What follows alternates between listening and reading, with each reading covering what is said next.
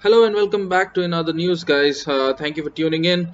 Apologies for the delay in the middle, but I'm an MBA student. I had my internships and now I'm back. So, without wasting any more time, let's crack on. Well, a lot has happened in the 2 months that I was away, but unfortunately, the discovery of the vaccine for corona is not one of them. Our country is still ravaged by the disease, and more than 1 million people are now suffering from the virus. I'm pretty sure that you guys are getting bombarded with news about the virus day in and day out, so I will not add on to your misery and I will talk about something else. And of course, if you have any questions or you think you have any symptoms, then do not forget to consult with your doctor. Moving on, guys. In fact, let's do one thing. Let's shift our focus away entirely from India. There are two other countries with worse infection rates than us, Brazil and the United States. And of course, it's evident that we'll talk about the United States. Come on. Oh, America, the land of wonder. Big cities and shining lights and everything that is just good with the world. USA, the place that gave us Hollywood and gave us our world leaders, people like Barack Obama. They're both passed away now. And yet I know that on this night they look down on me with great pride. They stand here, and I stand here today, grateful for the diversity of my heritage, aware that my parents' dreams live on in my two precious daughters. I stand here knowing that my story is part of the larger American story, that I owe a debt to all of those who came before me, and that in no other country on earth is my story even possible. We hold these truths to be self-evident, that all men are created equal, that they are endowed by their Creator with certain inalienable rights, that among these are life, liberty, and the pursuit of happiness. That is the true genius of America.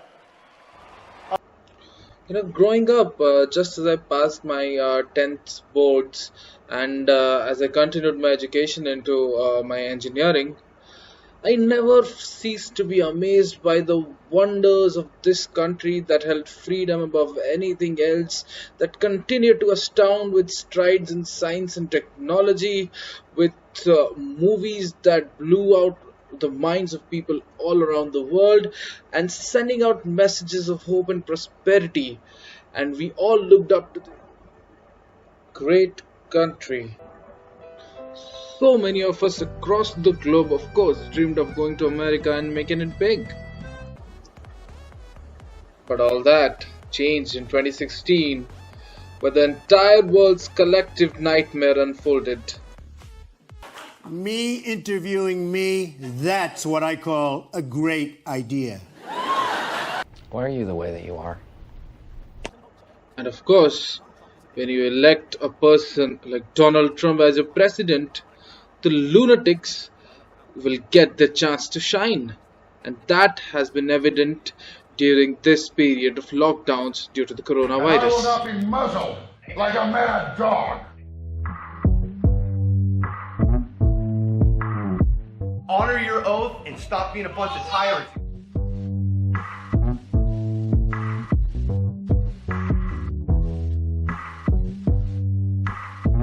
You go along with the lies that are the people who are trying to take down our freedoms and destroy our country. This is sick. I have the ability to do what I want, when I want, how I want. I don't wear a mask for the same reason I don't wear underwear. Things gotta breathe. Thank you for your comments, ma'am. And they want to throw God's wonderful breathing system out the door. You're all turning your backs on it. In the beginning, God formed man out of the earth and breathed his breath in him, and he became a living soul. Where do you derive the authority to regulate human breathing? What you say is the political dogma that they're trying to shove down our throats.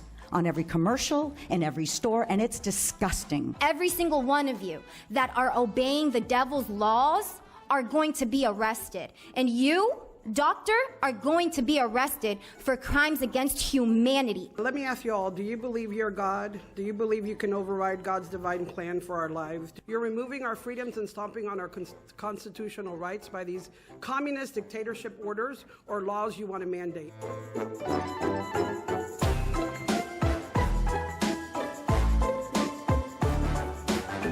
We will get together and do a citizen's arrest on every single human being that goes against the freedom of choice, okay? You literally cannot mandate somebody to wear a mask knowing that that mask is killing people. It literally is killing people.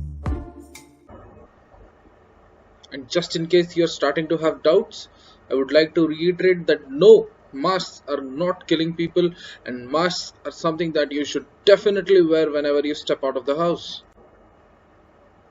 Well, in fact, if it's not necessary, do not step out of the house.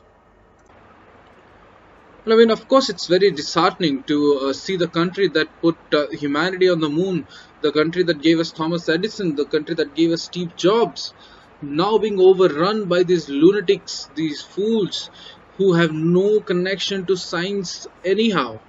And why wouldn't the lunatics take over when you have a president who says things like this? So Obama's talking about all of this with the global warming and that, and a lot of it's a hoax. It's a hoax. I mean, it's a money-making industry, okay?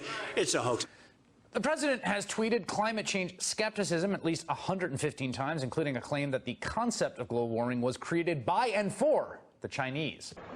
Now compare this message to the message that America used to send earlier. It is urgent and it is growing. Our generation's response to this challenge will be judged by history. For if we fail to meet it boldly, swiftly, and together, we risk consigning future generations to an irreversible catastrophe. I mean, just listen to the ideas that were being talked about earlier.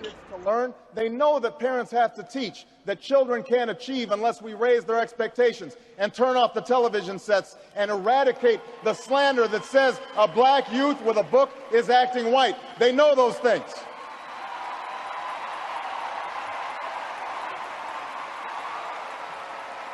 People don't expect government to solve all their problems. But they sense deep in their bones that with just a slight change in priorities, we can make sure that every child in America has a decent shot at life and that the doors of opportunity remain open to all. They know we can do better, and they want that choice. And this is what is being talked about at the highest levels of American policy nowadays. Mommy, they get punished when they get home. I saw this man, tall, handsome, very charismatic, making horrible statements about wanting to destroy our country. And I'm writing a book. I think I wrote 12 books. All did very well. I just received a beautiful letter from Kim Jong-un. I can't show you the letter, obviously, but it was a very personal, very warm, very nice letter. I appreciate it. It was actually a happy birthday letter, if you want to know the truth. It was my birthday. And he sent me a beautiful letter, happy birthday, which was nice. And if you say something like, Russia, please, if you can, get us Hillary Clinton's emails. Please, Russia, please, please. I'm going to be signing a national emergency. It's a great thing to do because we have an invasion of drugs, invasion of gangs, invasion of people. So we're going to confront the national security crisis on our southern border. And we're going to do it one way or the other. We have to do it. Not because it was a campaign promise, which it is. They say walls don't work. Walls work 100%. The Green New Deal, right? Green New Deal. I encourage it. I think it's really something that they should promote. Darling, is the wind blowing today? I'd like to watch television, darling. And when the wind stops blowing, it doesn't make any difference, does it? Unlike those big windmills that destroy everybody's property values, kill all the birds. Sleepy Joe and Crazy Bernie. We have a young man, Boot Edge. They say, edge. He's got a great chance, doesn't he? He'll be great. He'll be great. Crazy Elizabeth Warren, or as I affectionately call her, Pocahontas. It's a fantastic financial statement. And let's do that over. He's coughing in the middle of my answer. Yeah, okay. I don't like that, you know? Your chief of staff. If you're going to cough, please leave the room. Get a shot of, and I'll come over here. You just can't. Just to change the shot. Okay. Sorry. Okay, do you want to do that a little differently then? I used to get great press until I ran for politics. I mean, I used to be the king of getting good press. And this is how I got elected, by being off script. Believe it or not, I watch my words very carefully. There are those that think I'm a very stable. आप पूज्य हैं, आप धन्य हैं, बल्कि आज मुझे एहसास हुआ कि आप पुरुष ही नहीं, महापुरुष हैं, महापुरुष, महान. Of course, I agree. Donald Trump is a superhuman. I mean, does a regular human possess the power to escalate tensions with China, Iran, North Korea in 4 years, while also at the same time escalating tensions racially? The relationship between black people and white people has worsened a lot during the 4 years of President Trump.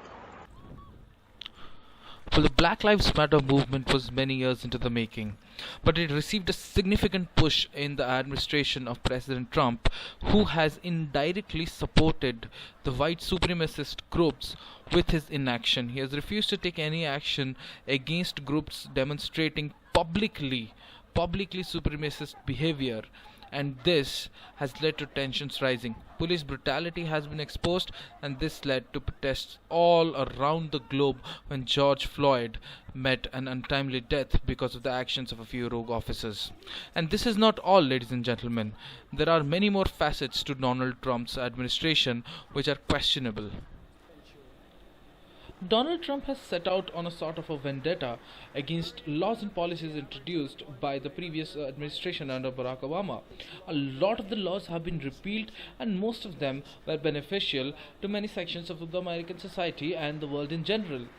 President Trump wants to leave a lasting legacy, but instead of creating what he's doing, he's undoing the work that was done before him, and that unfortunately will be his legacy.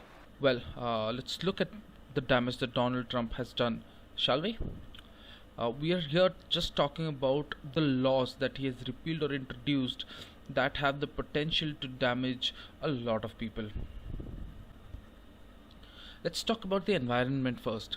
He withdrew from the Paris Climate Agreement, he blocked the Clean Power Plan, he rescinded a rule mandating that rising sea levels be considered when building public infrastructure in flood-prone areas. He reversed a ban on plastic bottles at national parks, he delayed and potentially rolled back automotive fuel efficiency standards. Moving on to the economy. He revoked a rule that expanded the number of people who could earn overtime pay. He reversed a rule that would mandate that oil and gas companies report payments to foreign governments. He stopped a rule that would require large companies to report worker incomes by race and gender. He ended the rule that allowed consumers to file class action suits against financial companies. And he blocked implementation of a rule that would have made it easier for farmers to sue big agricultural companies. Talking about the justice system, he rescinded a President Obama effort to reduce mandatory sentences. He reversed a ban on civil forfeiture. Moving on to foreign policy and immigration, he proposed revoking a rule that allowed the spouses of those with H-1B visas to work in the US. He ended a process that made it easier for people to extend H-1B visas for most of the years, hurting us Indians of course. Plans to phase out a policy under which people who immigrated to the US illegally as children could work legally and avoid deportation, potentially endangering millions. And when we talk of America, we have to talk of guns. President Trump has reversed a rule that would ban gun sales to those deemed mentally defective by the government. He reconsidered a ban on carrying firearms on Army Corps of Engineers land. He narrowed the definition of fugitive to reduce the number of people allowed to own guns, thereby selectively targeting the majority white people. And finally, when we talk about education, he cancelled a partnership with the Consumer Financial Protection Bureau aimed at policing student loan fraud. He rolled back school lunch standards championed by Michelle Obama. बड़ी अजीब चीज है ये सियासतदान, ये politician खुद से चला नहीं जाता, देश को चला रहे Well, little did Nana Patekar know at the time that this dialogue would resonate to 2020 and to a different country. But well, why are we bothered about Donald Trump? Well, the truth is, everything that happens in America resonates around the globe. The country is so connected to each and every part of the globe, and it's a major part for India as well. American culture has influenced a lot of us while we were growing up. Look to the Americans as an example of progress, as an aim of where we could reach if we did everything right. But the current situation does not reflect that. America is evolving just backwards, like PewDiePie would say. But all hope is not yet lost. There are upcoming elections. Trump has slowly started losing his steady base of voters, but it is still not enough. There is still a chance that he may get elected in the upcoming elections. Here's hoping that he doesn't, and here's hoping that we get better leaders from this beacon of hope for the entire globe, so that we can dream of America, the land of freedom, once again. And do leave a like and subscribe to my channel if you like the content. I'll be coming out with new videos in the near future.